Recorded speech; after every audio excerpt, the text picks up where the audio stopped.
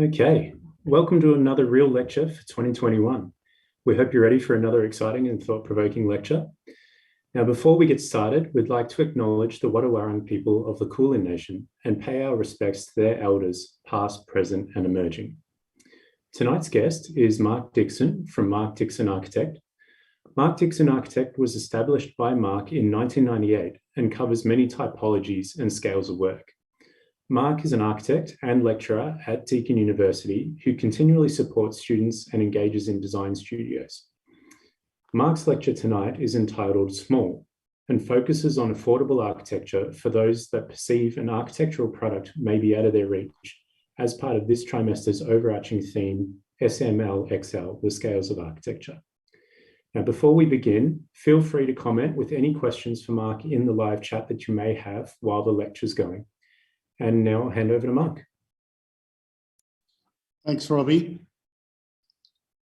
I'll go into sharing my screen. That's a terrific intro. You saved me something ahead to say a few things.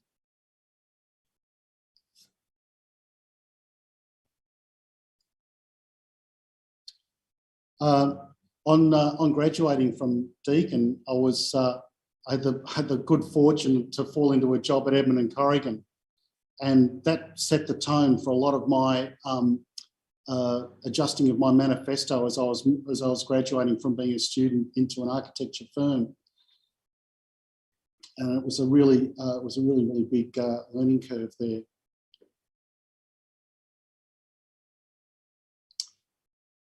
At Edmund & Corrigan, we went through many iterations on many different projects, and I learned that it wasn't a case of just coming up with one idea and then resolving it in one go.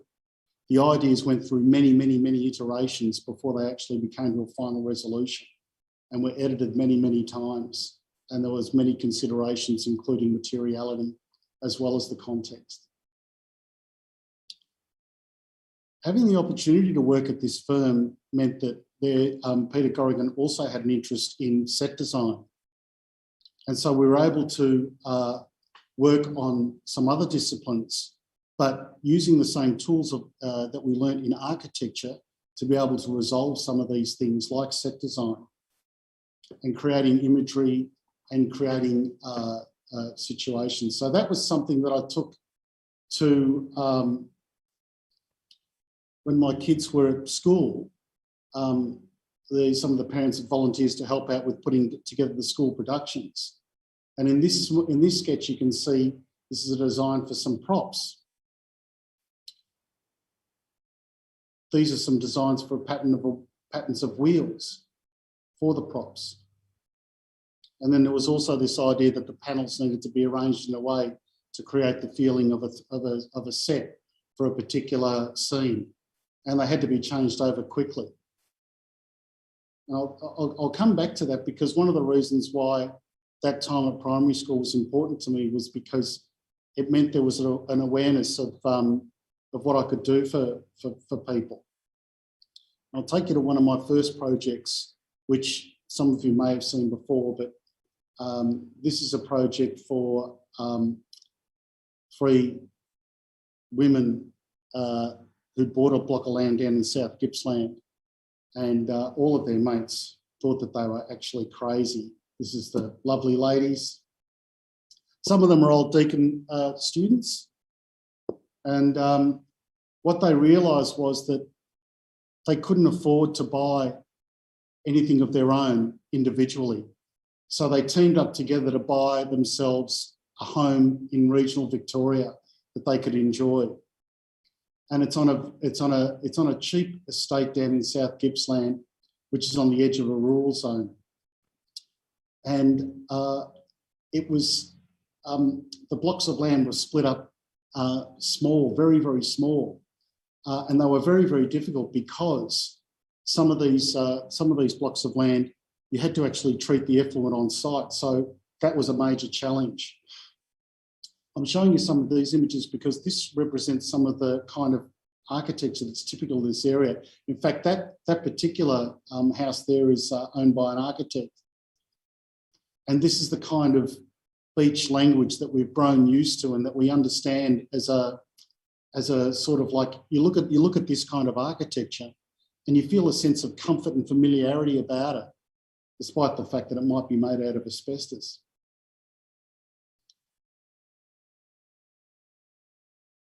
So this land to the right here was where they wanted to do, there was an interest in actually hanging on to the remnant native bushland.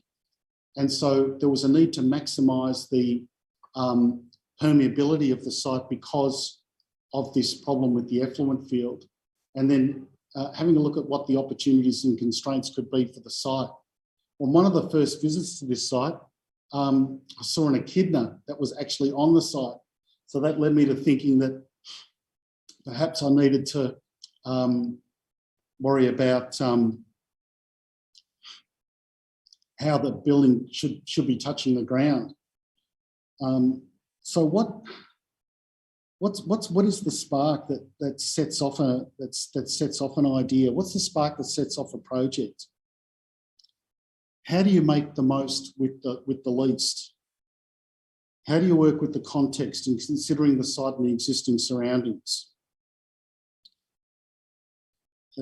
And in doing so, creating an original result from the adversity. So in this particular situation, there was the remnant native vegetation, which we wanted to keep as much of as possible. And to do that, it meant making a very, very small footprint for the building. So this building is extremely skinny. It's less than 4 metres wide, actually. So the budget consideration was a major consideration in this project. There was some, we did quite a few studies, and there were many, many iterations, none of which I'll show you today, but it started off being quite small, and then we were going to have paper walls but that didn't suit the girls. They wanted something. I suggested that we should have a composting toilet. When I explained to them how the composting toilet worked, you should have seen the looks on their faces.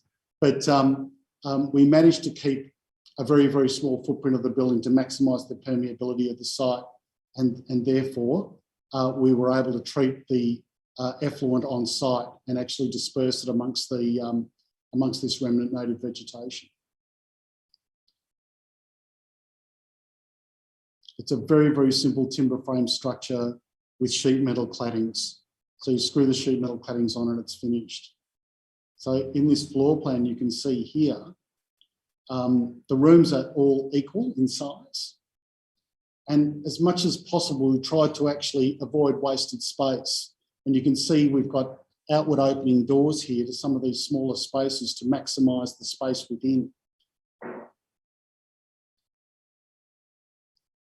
So when we set out these bedrooms, we worked out how small could a bedroom be, how wide could a bedroom be before it was too small.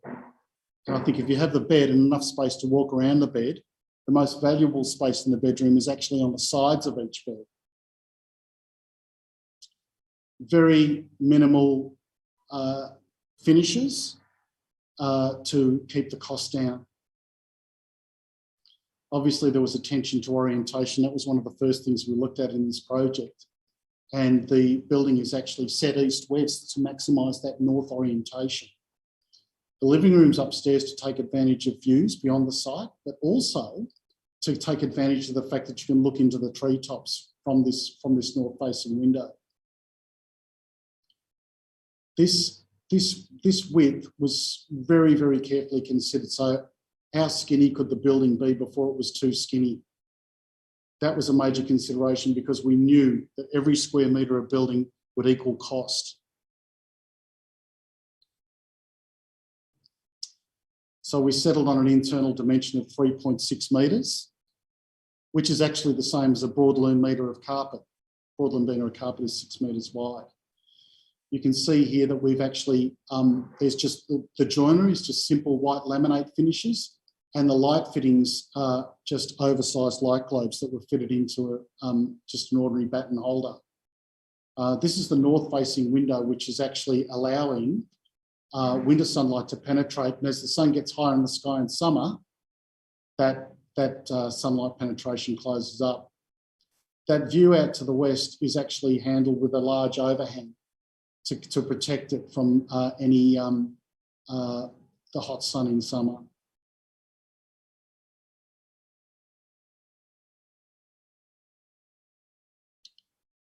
This long section demonstrates how the wildlife can still actually travel underneath the building. The actually bottom of the building is actually closed off. This building was built just prior to the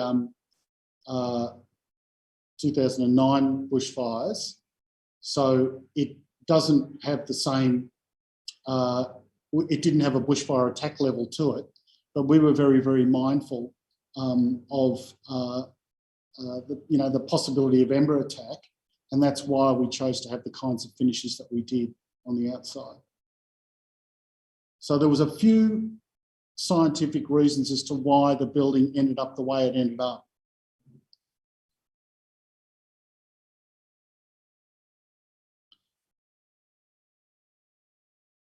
This is the west facing with the large overhang to protect that opening there. And these smaller apertures on the south side provide really, really good access to cross ventilation. So there's no need to air condition the house. This is that view into the treetop canopy. So this idea of actually making the most out of the site, not actually just excavating it and then just putting a standard house on there. This house was a result of the consideration of what the site actually had to offer, working out what the opportunities and constraints were, and then using that to its advantage. Each of the bedrooms has its own access out onto that north-facing deck there. The water comes from the roof and is stored in the tanks because there is no town water, there's no sewer. So it harvests its own water for use on site, but the harvested water is actually part of the architecture of the building as well.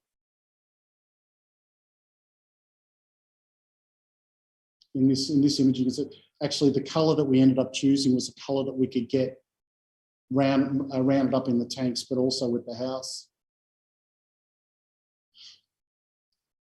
So there's a marriage between the function and the reality. So to save money, obviously the girls painted the house themselves, and then they were able to actually get their product in the end.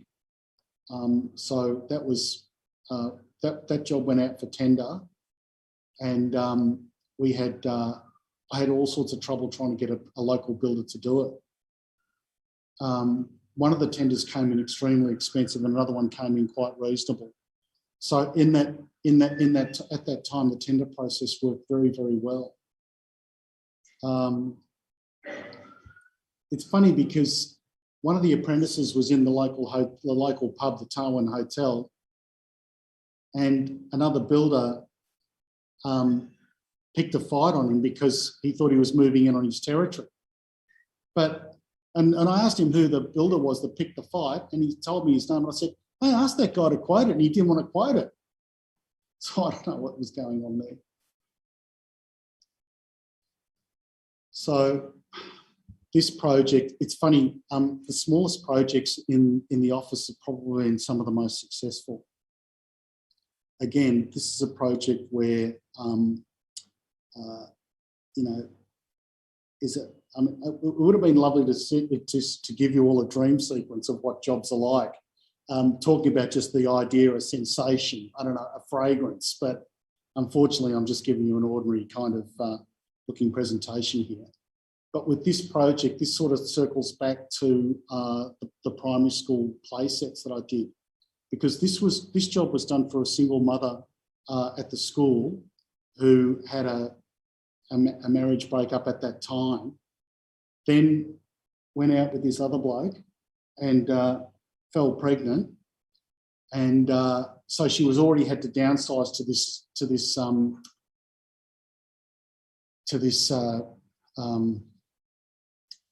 it's a duplex sort of thing, which was in a Melbourne suburb. And anyway, I'll just take you through the job. This is probably one of the smallest jobs that we've done.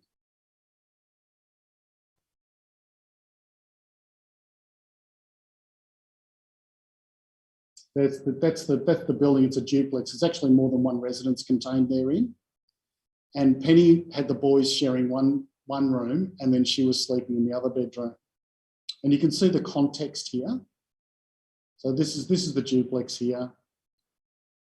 And it's sort of there's a sort of a variety of things going on in this street, but it did have a heritage overlay. So it was necessary for us to get a planning permit. And this is Penny's duplex here, and here's where our proposal was. So in this existing condition here, you can see that there is only 2 bedrooms, a kitchen and a living area. So with the baby, that would make 4.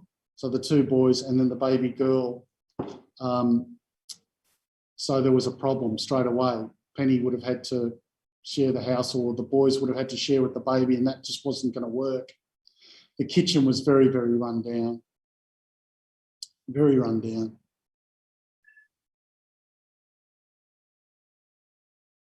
There was a north-facing backyard, but there wasn't actually much connection with that north-facing backyard. That was just something we happened to note about the existing site constraint. And obviously there was a budget constraint. So she really, really needed to, this was an architecture that came from a need, which is really kind of rare. Most people are kind of like wistful and cherry picking about what they want. But this came down to what can we do? We've got a problem, and how do we resolve it? And the solution was to come up with, putting this insertion into the driveway and thereby opening up the existing kitchen and turning that into a bedroom, which was something that was really, really left field thinking, because you would never think to actually just pull the fittings out of a kitchen and turn that into the room, because the services are there. The services were close by. So we needed to create a new and amenable kitchen, minimise the possible intervention to actually maximise the budget for the job, create a visual link to the exterior, which was the other advantage that we could do. So there were eyes on the street, therefore making the street actually safer. And there's an opportunity for passive solar gain here, because we now have a northern orientation to that courtyard. So there's the existing condition, and here's the insertion that goes in. The building is shaped by its constraints. So the constraints were the existing town planning guidelines about setback requirements, and the fact that we actually wanted to add something to the existing building without actually doing any demolition whatsoever. So there was an existing doorway on the side of the building that we were able to actually use. It's not obvious in this photo.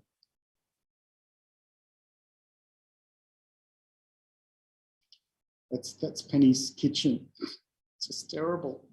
That was the boys' bedroom. They're just on top of each other.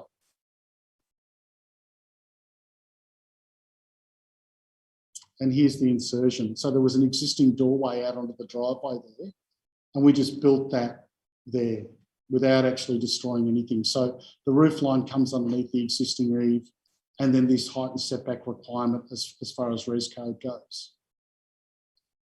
And it was purposefully made a different colour, because this is the way that we treat heritage. We like to actually stand apart from it, to actually give it a definition. And I think in doing that, it's still being respectful of the original architecture. This opportunity to have eyes out on the street.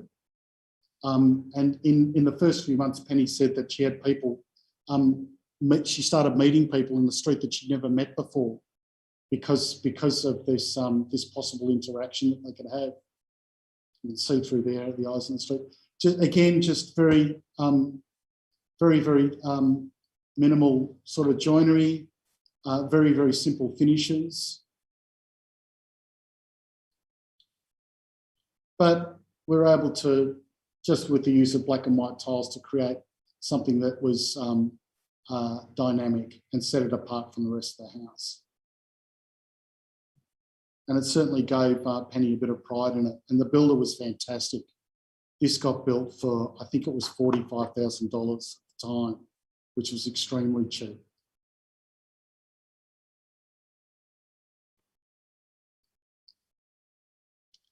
We actually got we were given an award for that project, not because of our architectural presentation. But when one of the judges asked me a question at the awards presentation, he asked me about the client, and she happened to be there, and she was up the back, and she answered the question. And I think that's what set my presentation apart from everyone else's, because it wasn't just an architectural resolution. It was there was a need. It wasn't something that was a fancy piece of architecture. It was something that was actually born out of a need. This is another small insertion job to help with a young growing family who was actually living in a flat. Again, it was kind of like a duplex sort of situation. How do you actually make alterations and additions to an existing flat? So they were some of the challenges that we had on this particular project, but there was also opportunities that we could identify. And one of them was the fact that there was a double street frontage. There was a street frontage on the rear, but it wasn't recognised as such. So this rear street here, which actually has a lot of rear fences onto it, I thought that was terrific. There's a park nearby and a school nearby. And you can see here this existing street language with these fences. But I saw that as a great opportunity again.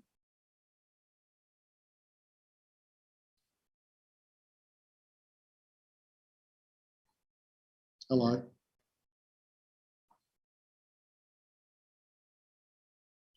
So with this double street frontage here, we saw that there was actually an opportunity to create eyes again on the back street and actually create another opportunity for light and ventilation to get into the house. And you can see here, this is our insertion. And it's a very, very small. So it required quite a bit of study into how small could we make a space before it was too small. So careful consideration was given to the pre-existing condition. We didn't want to overshadow or overlook anybody.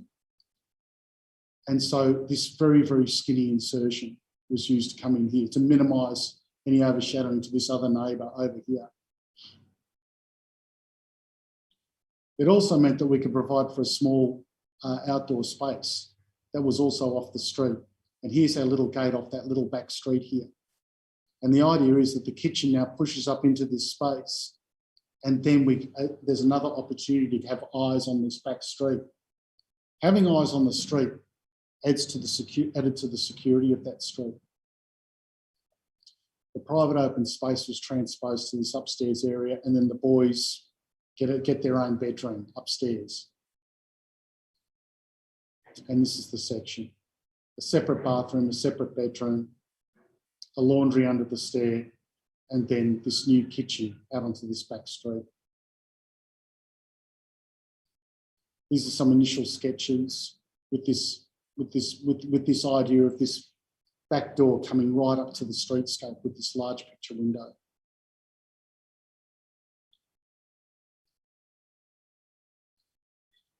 So using joinery and just thinking about designing the building right down to the joinery, the core of the joinery, and actually having that as part of the expression of that interior.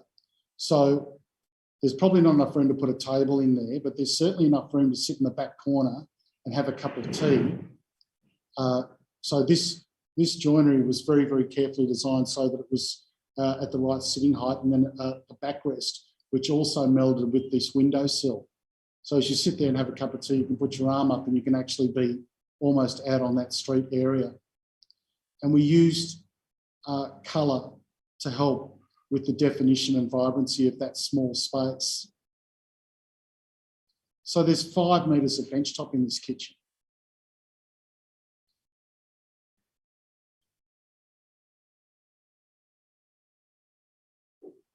Again, good access to cross ventilation, trying to make the most out of the, getting opportunity out of the constraints of the site. The client was pretty good. They let us have our head with a lot of the colours.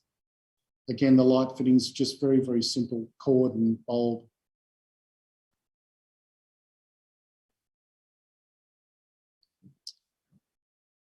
some cheap tricks with the tiles. So using just standard tiles, but arranging them in a way to create an effect. So there's a lot, these are our low budget tricks to try and get some dynamism into the architecture of something that's quite cheap to build.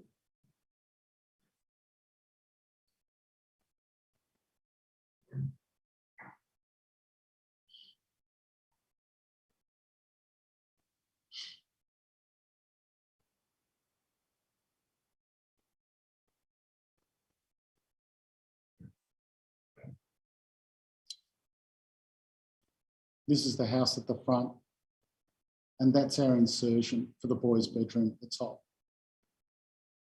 There was a heritage overlay in this street, and we did need to be mindful of that. Stonington wouldn't let me do something modern on top there. It had to marry in with the existing it had to marry in with the architecture of the house. So that's why we chose the materials that we did for that particular part of it.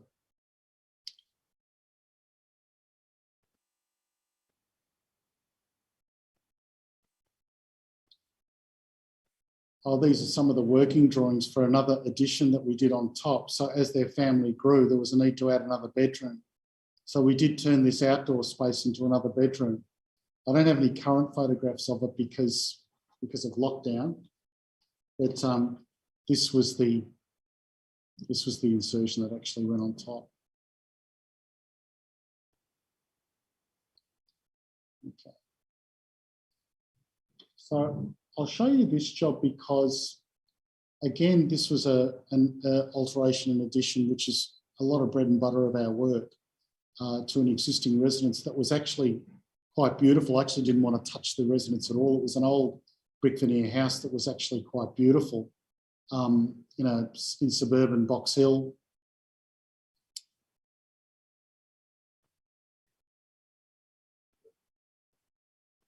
This is the house here. It's got these beautiful rosettes of brickwork and this beautiful, it's a very, very early brick veneer house, and it's just it's a ripper.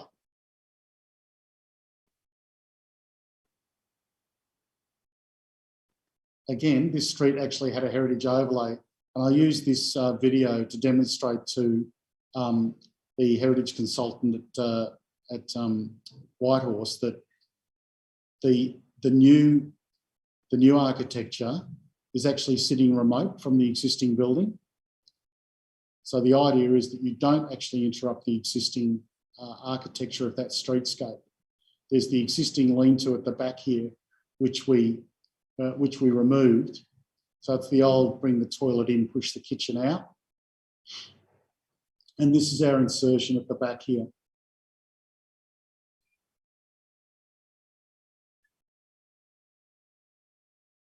So those bookend elements help to actually deflate the visual bulk of the thing.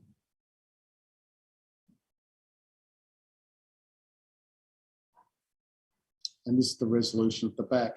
So this was not only a project to actually fix up a need that this growing family had, but it was also an exercise in placemaking at the rear. So this architecture wasn't just about the containers, it was actually about how the containers were shaped to create an outdoor space. This is the original residence, and that's our insertion at the back. So these lean-to sheds were removed, and the kitchen, which was contained in the middle of the floor plate, wasn't landlocked in the middle.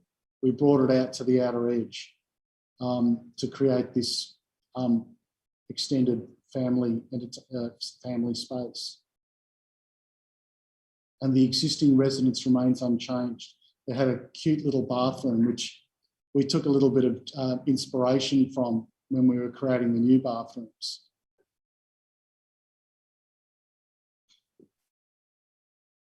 This is the upstairs floor plan with the extra bedroom for one of the daughters.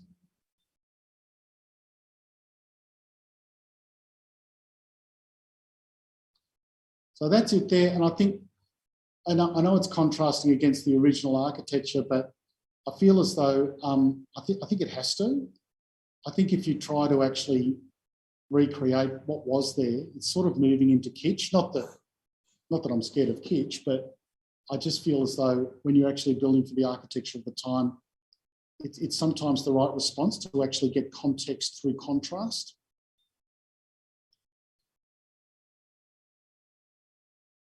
I think we did achieve that on this project. It was shortlisted for an award at the time.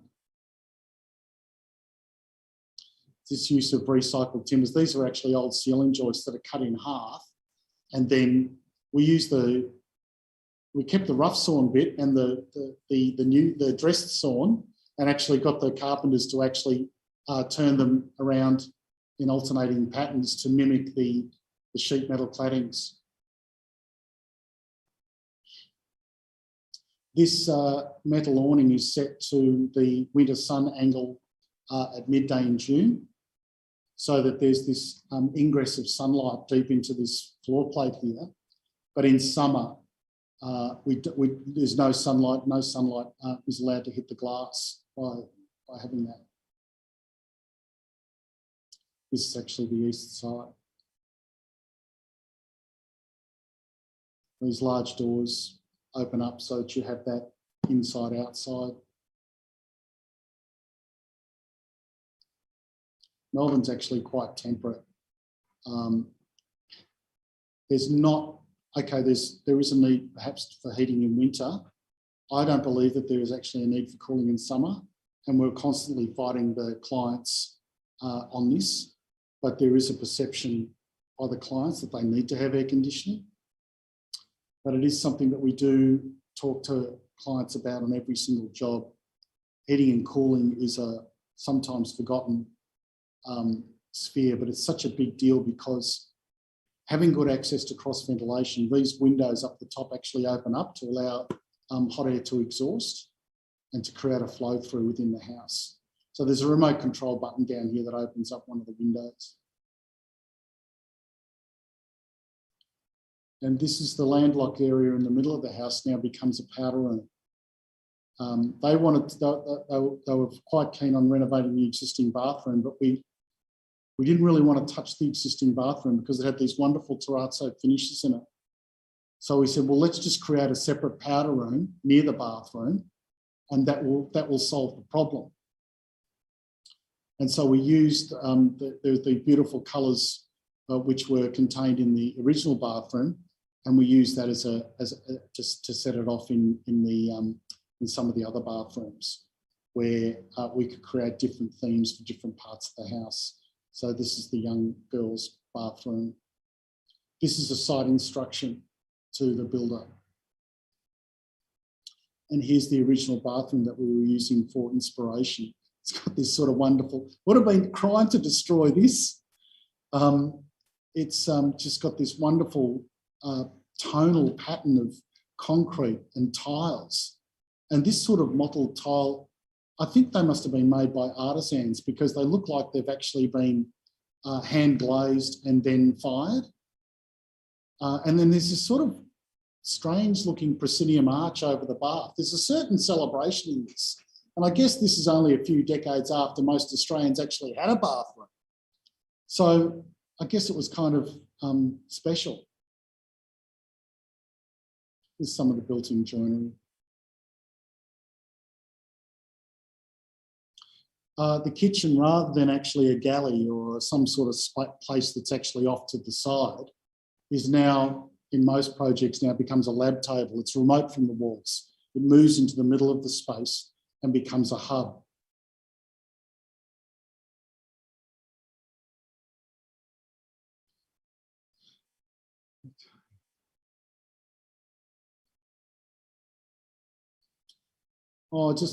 This job's actually getting built at the moment. This is a job at Fisher Street, Torquay, which the idea behind this project was to create, even though we were creating an upstairs area, we wanted to actually maintain that feeling of a single-storey building at the front.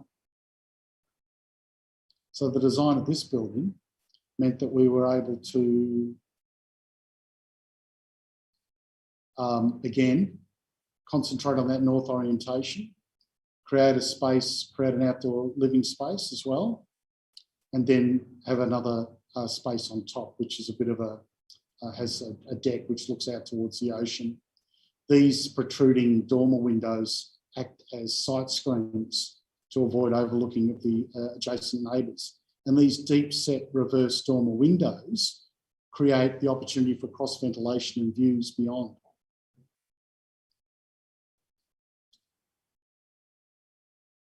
All timber frame, very, very simple, standard construction techniques so that the local builders can quite happily come on site and do these projects. So dragging light into the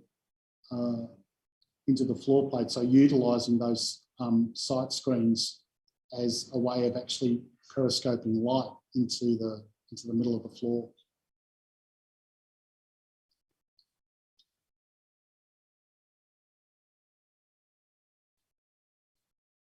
This is a small project for the Sacred Heart Parish in Mildura, which has been through a lot of rough times from the time that Reverend Day was the Monsignor at the parish. And there's been a lot of heartache and a lot of mistrust and a lot of animosity towards the church. But the Sacred Heart Parish does enjoy a big congregation. There's a large Italian population in Mildura, and recently, and even more recently, a large Islander population. And they do involve themselves in the community, and they have a community via the church. So the church isn't just a place for the spiritual. It's also, for them, it's also a place of community. And the idea behind this project was to create this small courtyard insertion here, there was an existing cloister here, but getting in and out of the church meant that you had to negotiate steps. So we had to, so there was this idea that we could design for access mobility. There was also another idea that as people leave the church, they tend to socialise. So we wanted to create several different spaces that could actually be a transitional space between the outside and the inside. And because of the climate in Mildura,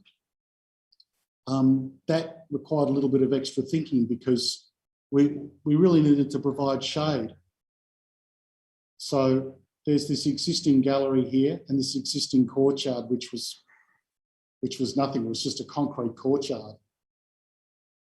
So the idea was to create this community space inside this courtyard. Some of the parishioners had designed stained glass windows to go into these windows. So it was important to stay away from those windows. But in staying away from the existing structure, it meant that we didn't have to interrupt it either. So it was possible for the church to continue as a venue whilst this work was actually being undertaken, which was to create a community space for the church. So somewhere where it wasn't just coming to church and being told what to do, there was a space to socialise, and it also acts as a bit of a breakout space. Often when there's a big funeral in Mildura and a young person dies, or someone where there's a big funeral, this acts as an overflow space as well. And we decided to enclose that gallery to actually help create that transitional space. And it also provided an opportunity for landscaping. So we have this in and out. We have this, the idea behind the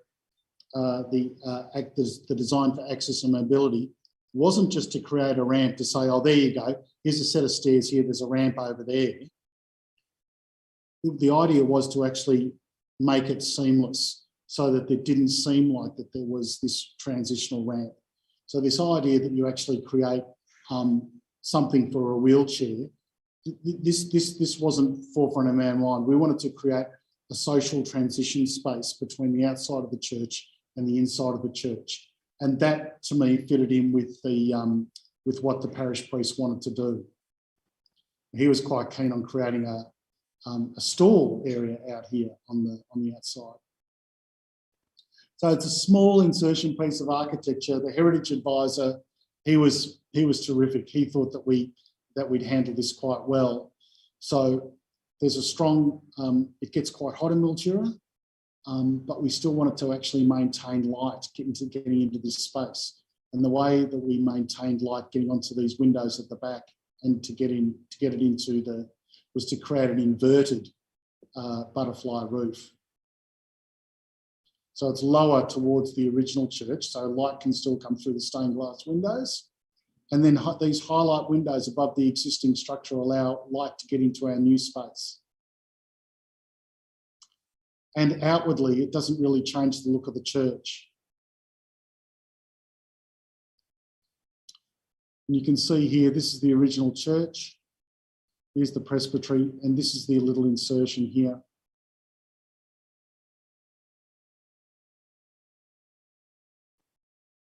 So they can actually have small gatherings in this space. It's an opportunity to have a cup of tea and socialise with people after Mass. And you can see here, you can just sort of catch a glimpse of these highlight windows, and that's just about all you really see of the new insertion. They're always mindful of cost. There's great opportunity for us to actually design this rainwater head, which actually dances around either side of this steel pergola, which holds up the vines. Mildura is an agricultural centre for viticulture and growing oranges and so on. So it seemed to make sense that we should actually have vines growing on the outside of the church.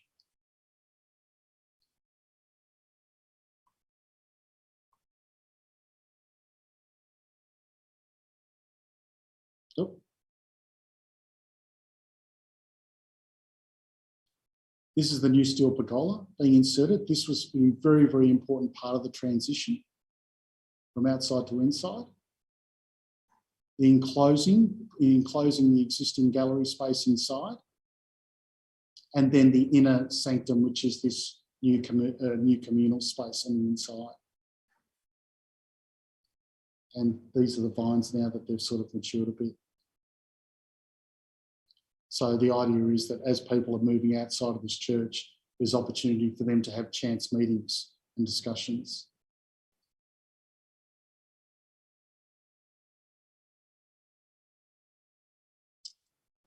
Another small project. This one is a small terrace house in Carlton. This is very much a part of the renewable language of the kind of architecture that we see in inner suburbs in Geelong and Melbourne, and I guess Ballarat. This is actually an Albanian mosque next door, and this is the minaret. Here's the site here. The site was a bit challenging. It was on the south side of the 7.5 high metre wall to the mosque. So how do we actually deal with that? How do we turn this old terrace house into something that's light and airy? And so that was a challenge, I have to say. But if you stand here and look back through here, you can actually see the minaret. So we decided to actually create a window up the top there so you could actually look out and see the minaret. These are skylights to drag light into this kitchen area. And then we've also got some highlight windows, which are set back slightly here. And they're set back slightly so that I can minimise the height of this wall, so I'm not overshadowing the neighbour too much. And the clients were very much on board with this. Some clients aren't really interested in the effect on their neighbours, but when we pointed out to them, it just makes life so much easier if there is a situation where we have to go to VCAT, we can demonstrate to the members that we've actually considered any potential objections from next door. And that's why it's sort of, you can see this 7.5 high metre wall here. And then you can see our small insertion here.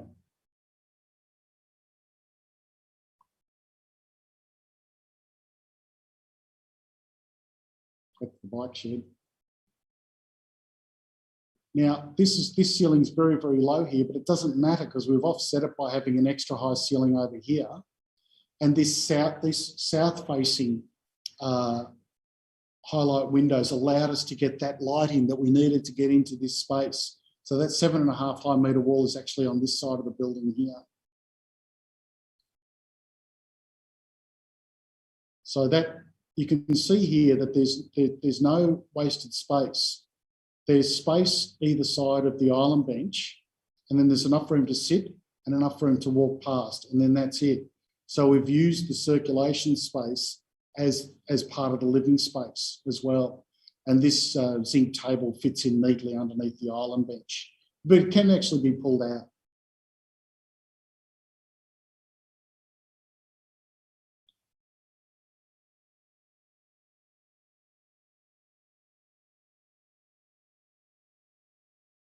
So a lot of built-in joinery to help save space. And this is the client's record collection. So there was a few bespoke things that went into it. And that's the little window that looks out to the minaret. I don't know if I've got a photo of that. So there's all these little considerations about the joinery and about how we can actually, how we deal with storage in a way that's space saving. So we're designing the architecture right down to the smallest level. Oh, that's the table joining against the island bench there. Can't really see the minaret out the window, but I think you get the idea. And again, for the bedrooms, we had the joinery was also the desk to save space, and the drawers as well. And then these little jewel boxes that open up in the middle of the floor plate. Again, using our old cheap trick with using colour. This is a Mahana light, which is a beautiful addition to the front room, which is the original room. Here's Rosanna.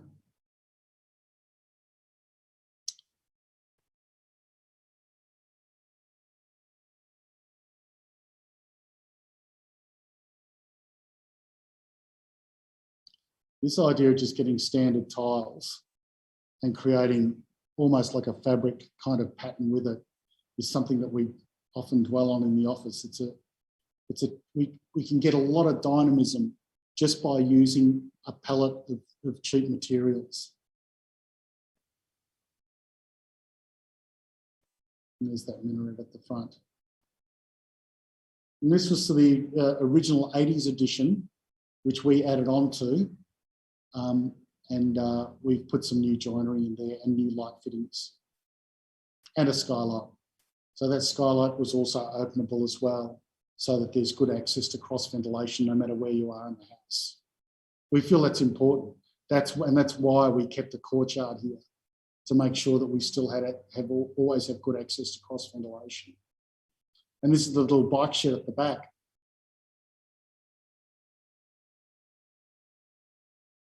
It's got its own, it comes home and opens the door.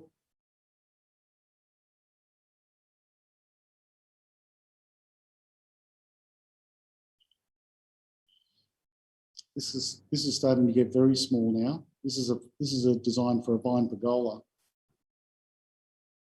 This is just one unit of it, but this unit's been designed in a way that when you actually add them together in multiples, it can create a pattern.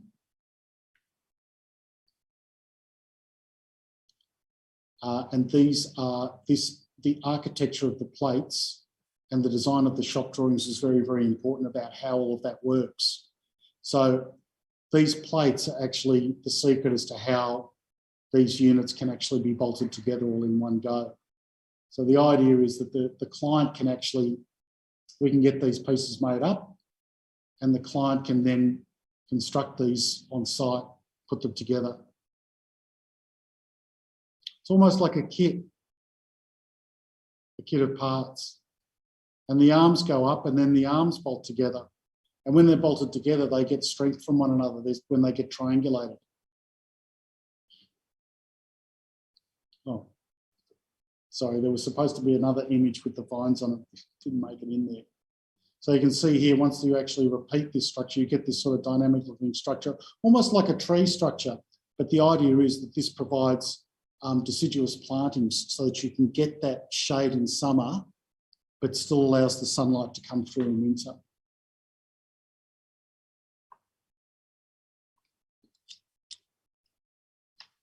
I hope that's been, there's actually more here, but I think I'll probably, I might leave it there, Robbie, if that's okay. And hopefully we can open up the floor for questions. I mean, it might be better for me to react to some of the questions, and I'll be able to hopefully give you some feedback. Hopefully I've given you enough to get some questions. Have there been any questions, Robbie? Yeah, thanks, Mark. That was amazing. So we do have a few questions from our social accounts already. And I'll also use this opportunity to say, if anybody else has questions, just chuck them in the live chat below. However, I'm going to get Ali to help me read out some of them as well. I might kick us off though. We've got one from Anushka who asks, is there any specific reason to use green color for the frames? I'm wondering if they were for the first project that you showed. Yeah, there ain't no rules. It could have been because the types of paint that we were using to protect certain types of material, there is a product called aqua oil, which is used to, so you can get these quite inexpensive plywood claddings, but it's best to treat them with certain types of paints and certain types of products. And sometimes we're beholden to what that product colours become available in.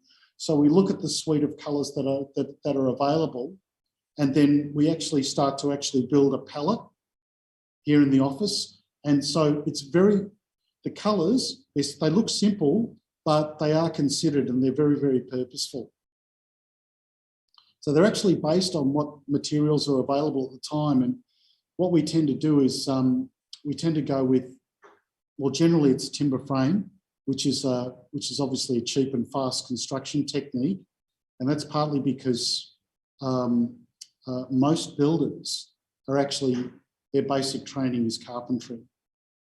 So a lot of buildings in Australia and Victoria are timber frame construction.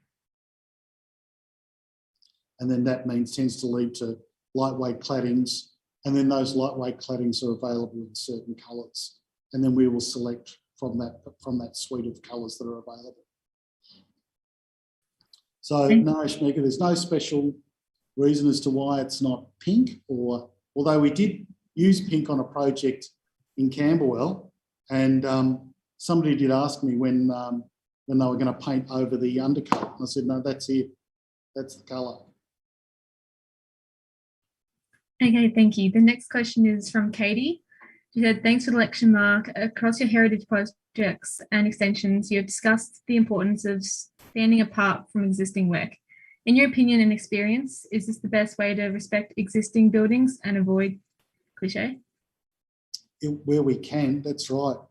And we'll actually, in doing that, what we'll try and do is actually leave as much of the existing construction there as possible.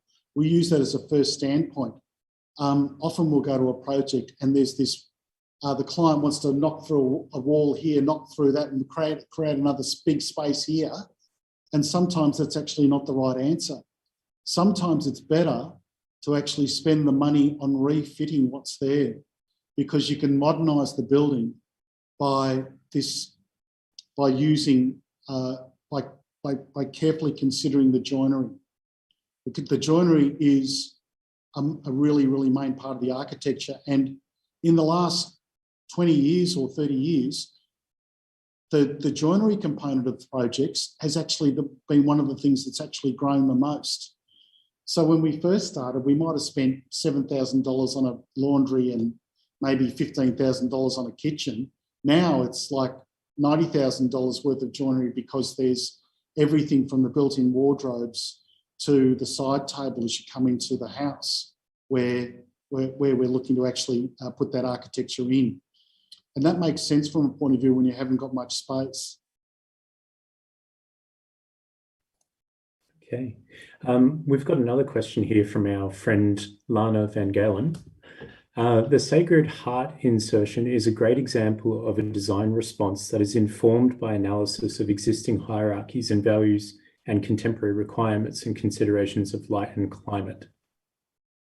So I think that's kind of more of a statement, but maybe you can comment on it. There was a few hurdles to hop on that project. One was that we were designing it for a community, so there was quite a few voices in on it. Fortunately, I had a terrific building committee that I was dealing with at the time there. You know, Mildura was still coming out of a dark cloud of the days of the 60s and 70s when there was some abuse that was happening in the parish. And the church was still just that church that was built at that time. There was no other ancillary provision for community activity. And this was the first incision for community activity. So it was important on a number of levels. But of course, dealing with the constraints and knowing what's possible, that's where you get the architecture from. Thank you. Your work has such richness about it. Can you please elaborate on what you mean by using cheap tricks within your projects and how you can use such tricks to create such rich outcomes? So you decide on these standard construction techniques. So it's a ceramic tile. You have a suite of ceramic tiles that you can choose from. There are different price ranges on different tiles. You look at what's available, and then we actually sit down in the office and we set out to create the dynamism using inexpensive products. So in other words, we're not trying to be clever with copper cladding or trying to actually, using super expensive materials at the rate of several $100s a square metre.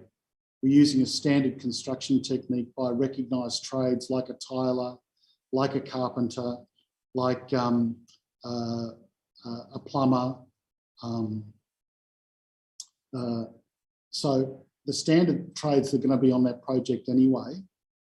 Sure, there's a little bit of extra time and effort in them to arrange more than one colour, and we have had complaints before, but equally, or even more so, we've actually had positive feedback from some of the trades who actually like working on these sorts of projects and creating this sort of dynamism. So where there is an opportunity to put the dynamism into a project, we'll do it. And I think that in doing that, we can add an extra dimension that otherwise wouldn't be there to the project. Mark, in your own practice, have you always been interested in renovations, additions and alterations? Is this the type of work that you're most interested in pursuing? Because it really seems you've got a sensitive approach to the history, landscape and community of your projects. Some of those projects have been our best architectural outcomes. And almost exclusively all of our work is trying to actually take existing buildings and reinvigorate them. And there's a couple of other examples that I didn't show, which are actually larger. So building on these projects, we've actually been able to take on larger projects like the City Baths and Proven's Timber and Hardware in Clifton Hill, where we actually had a large wool store that we turned into a hardware store. And that was really exciting, and maybe that's a project to show for another day. But we're using exactly the same philosophical principles that we use in these smaller projects in these larger ones. At the City Baths, we're doing tuck pointing on the brickwork. I know it sounds like a lame project, but it's actually been really, really interesting. Dealing with those beautiful old buildings and actually reinvigorating them or giving them the sort of love that they deserve. There's a certain amount of embodied energy already in a building that's already there, and you can respect that. Unfortunately, there's not always the will, and sometimes can be a little bit more costly to do that. So a building like the City Baths obviously has a far bigger community reach than maybe a smaller residential project. And there's also the heritage protection that is on some of these older buildings that comes into play there. And so the City of Melbourne decided that they would spend the money on those fix-ups on that project. And the City of Melbourne have been very, very good with that sort of thing, and given the opportunity to refit that building to create visible strips on the stairs, to create handrails, to create to reinvigorate the turrets and the skylights and the trusses and the face brickwork. It's been really, really interesting work. There tends to be a trend towards Australian vernacular materials in your work. Is this a conscious decision or just a coincidence? I think it is. It might be partly accidental because Colorbond custom orb is $15 a square metre, and a VM zinc from Germany might be $75 a square metre just for the supply. That doesn't even include the installation with all of the substrates that are required for it and so on. So there is this propensity towards the vernacular, and certainly our office is actually interested in what is Australian architecture. I mean, when we started at Deakin, there was a lot of discussion about what Australian architecture could be. The stupid thing is, we were surrounded by it. Some of the beautiful old wool stores in Geelong, like the old Bow Trust building, which has now been destroyed, were wonderful examples of some of Geelong's original concrete architecture, some of which wasn't even done by architects. Some of the, like the ovoid sewer duct over the Barwon River, and industrial buildings, which are really, really interesting. They're really they're not architecture, they're architecture without architects, but they're, well, not all of it is, I shouldn't say that, but sometimes you can get really terrific inspiration from some of this industrial architecture as well. Mark, another question from Anushka. Would you say that your concepts are based more on clients' requirements, or are they also inspired by the neighbourhood and context? Both. So in the first instance, there's the scope of the project. You need to identify a need. Sometimes the clients actually aren't sure what that is, and you have to help them with the brief. So you need to scope the work, and then the work needs to be matched with a budget. So once you've actually worked out the scope with the client, you need to marry that with a budget.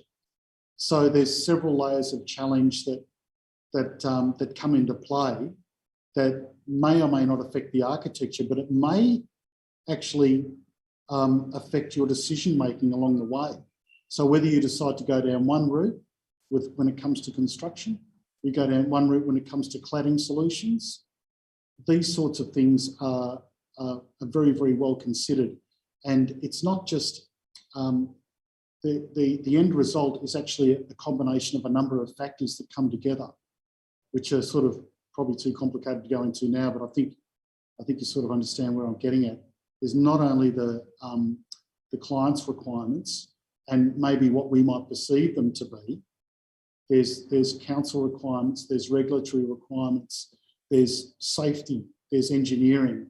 There's a number of consultants that we use to help us come up with the end product in the end. And I think that when you've actually got a good client, you end up having a good project. So it can vary from job to job. Client involvement does vary from job to job.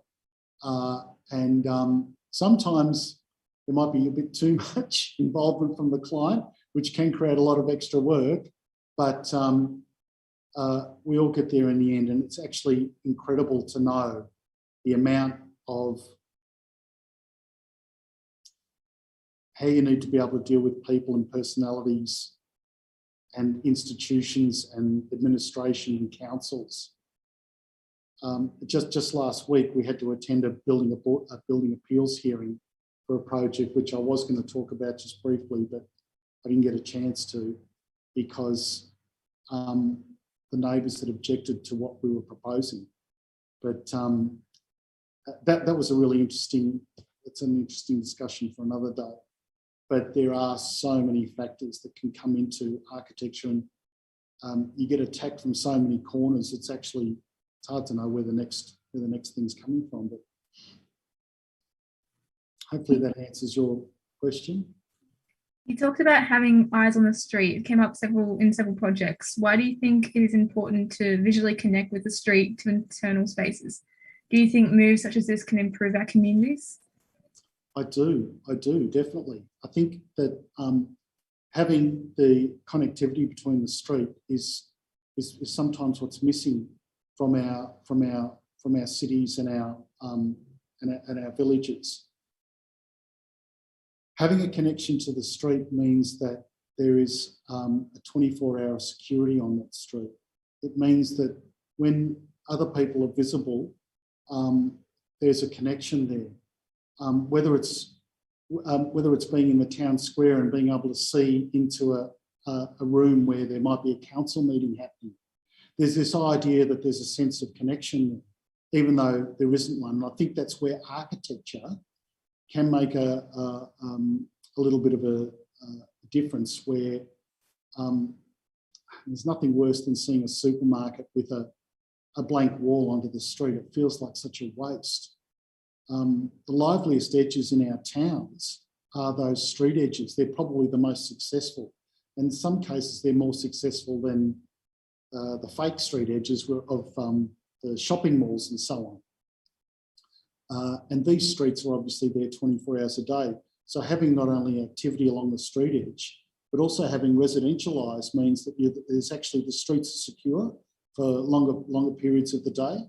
So yeah, no, I think that is important. And I think the shop dwelling typology, which was part of the original architecture of Australia from before the turn of last century until now, I think it's important to actually maintain that. Okay, this is a little bit of a longer one. With regards to your practice, how much have you chosen your areas of specialization versus it evolving organically? And further, is keeping the existing structure for sustainability reasons, or is it more about respecting the existing architecture? Both. So, yeah, like I do. When you get a really, really good example of existing architecture, you're loath to touch it. I really get loath to touch it. I get to get into trouble because I'd come home and going, oh no, you shouldn't touch this. And it was counterintuitive to creating work for myself. But that's not, I think, because you understand when something's good. You see, if something's good, then you should leave it and somehow enhance it. I don't think that the other thing is that there's not one answer or the other. You actually have to go and look at the existing condition and make a choice. Sometimes that choice is made for you by the client, and you have to acquiesce to the client's wants sometimes. But you make sure that you have a discussion with the client about it. And then you come up with alternative solutions that get them excited in a different area, and then you can sometimes steer them away from destroying the original fabric of those buildings. The other thing is that when you've got these walls that are old buildings that rely on corners, they rely on walls, small cellular walls to keep them strong. I think that you'll find that if you can weaken the fabric of the existing building by digging away at it too much. So I just, there's also an engineering explanation behind why we might do that. So the answer to that question is probably both. Both answers are probably true. They're both suggestions.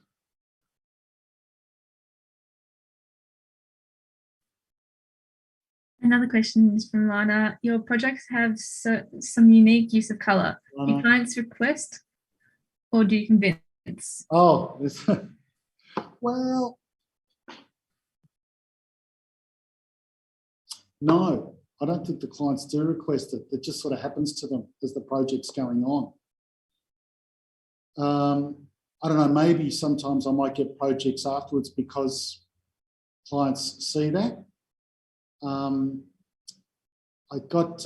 We did a disabled toilet at the Kensington Flemington Bowls Club, and it was around the time that, it was around Easter time, was it not last year, the year before, where there was a bombing in Sri Lanka. And it was also around the time, I think, the Notre Dame Cathedral was burning down. So the floor tiles somehow look a little bit like the Notre Dame floor tiles, and the wall tiles, the Sri Lankan flag was only one colour off the colours of the Bowls Club. So they got the Sri Lankan flag on the walls and the Notre Dame Cathedral tiles on the floor. That was purely, those colours came from what was happening at that time. So there's different ways that you can be influenced by the introduction of colour into a project. And it's only in the bathrooms, it's not everywhere. The fact that you can actually get a glazed tile, they are available in these wonderful, vibrant colours. It is a product that you can use. You can have, there's a certain sense of vibrancy there and celebration that where you perhaps normally wouldn't have it. So it doesn't always come from the client, but sometimes the client does ask for it, yeah. Or they might say sometimes, I don't want that.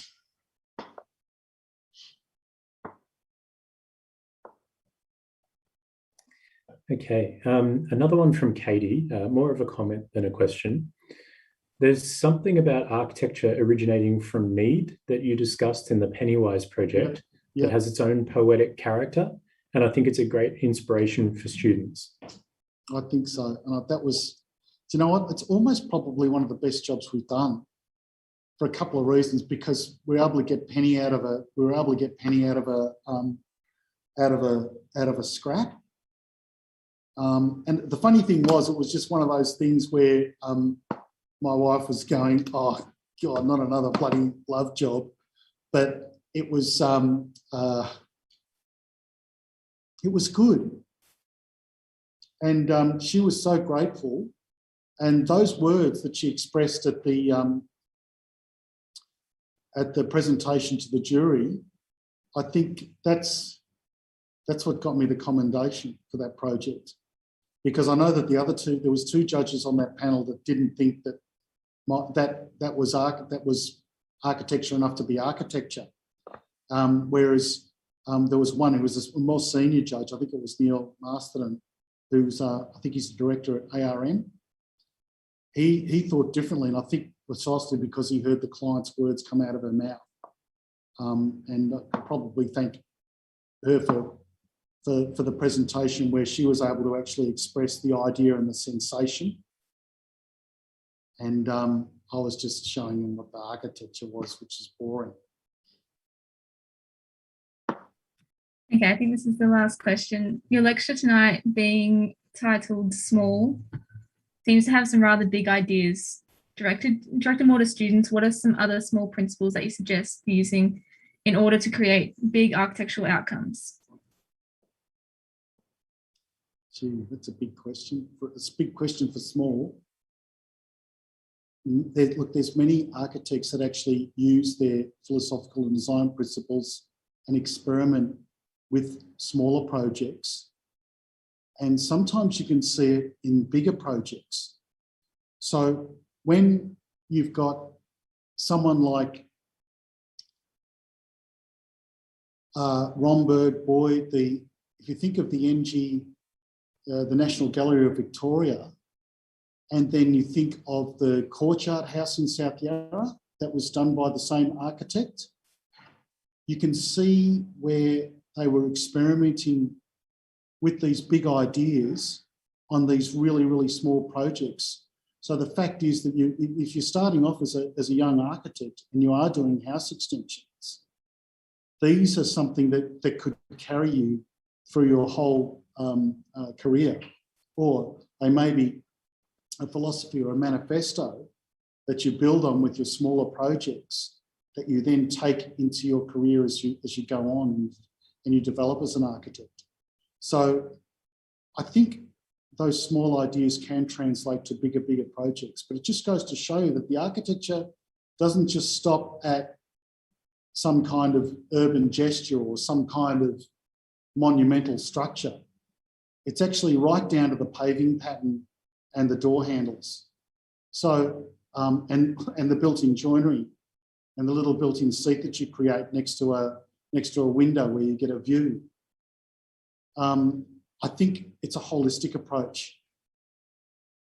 And I think it's something that as each of you develop as students, you'll understand what interests you, and then you'll follow down that route, whether it's whatever it is in your architecture. And some of you might not get that watershed. Some of you might get that watershed in 3rd year or 5th year. Some of you might not get it until after you graduate and you've actually worked in an office for a while. It's not something that comes straight away. It's something that comes after 10 years of soaking yourself in the atmosphere of the whole thing. It's I don't have a magic bullet for that question. Okay, I think we've got 2 more questions to wrap us up. I've got one from my buddy Johnson here. The cooking space seems to always be celebrated as an important space in your work. Is that a conscious architectural belief, or is it in the client's brief? I think that the Aussie kitchen is transitioning from and this is happening on almost every single job. It's transitioning from a place where, you know, someone's out the back veranda cooking on a stovetop over a wood fire, which is where it sort of came from. I think this idea that there's you put a curtain up halfway down the hallway, and your grandmother put up a curtain in the Northcote house because just so that the guests weren't afforded a vulgar view of the backyard. So the traditional Australian house had a beautiful front garden. It had icing sugar rendering on the front facade, but nothing on the side or the back. So there was this idea that there was the house should be presentable, and people thought that way about all sorts of aspects in life. But modern Australians don't. Everyone's standing around the kitchen talking and socialising. And I think that the practice of actually being involved in what's going on around the family is more important than what the traditional cellular architecture was. And that's tied up in the development of the open plan, family space, the fact that the family come together at that time of the day, I think is probably what's at the heart of that. And it's the idea that the cooking space is actually a lab table that's in the centre of the room rather than something that's sort of fed off to the sides is probably part of that. Okay, last question. How much time is required to design these projects? Is it on time limit given by the client?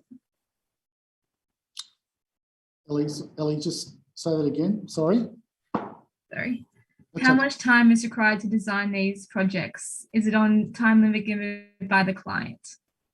Is there a time limit by the client? Usually the time is in town planning. We're usually waiting for jobs to get unlocked by town planning. The time it takes in these projects, sometimes we're actually designing them on the go. So we might specify the extent of tiling that we want on a project, for example, but it may not be until we're actually ready to issue the site instruction that we actually give them the final pattern, the final layout. So there is a prospect of actually understanding that there may not be, so particularly in the last couple of years where we've had lockdown, there's a lot of stuff that's just not available. So we have to actually issue site instructions as the building's getting built. And sometimes those site instructions have to be beholden to what the lead times are for certain materials and certain products. So this last project that we're doing in Northcote, for example, we have had to research or re-research light fittings, joinery, stonework, tiles, everything to actually understand what's actually available within the timeframes, because the lead times for materials and finishes have sort of strung out a bit. So there's a marriage there, and that's when the trick of the contract administration comes into play.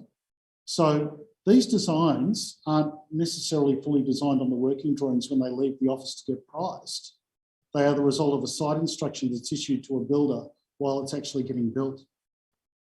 Hope that answers the question. I think so.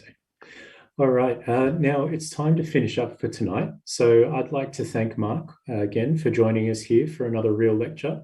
Well, thanks for asking me. That's our pleasure, as always.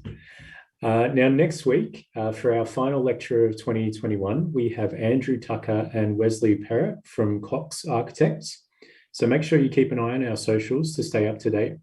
And lastly, if you're feeling inspired and need more Real Lecture content, you can check out the Real Lecture Facebook and Instagram accounts and also our blog.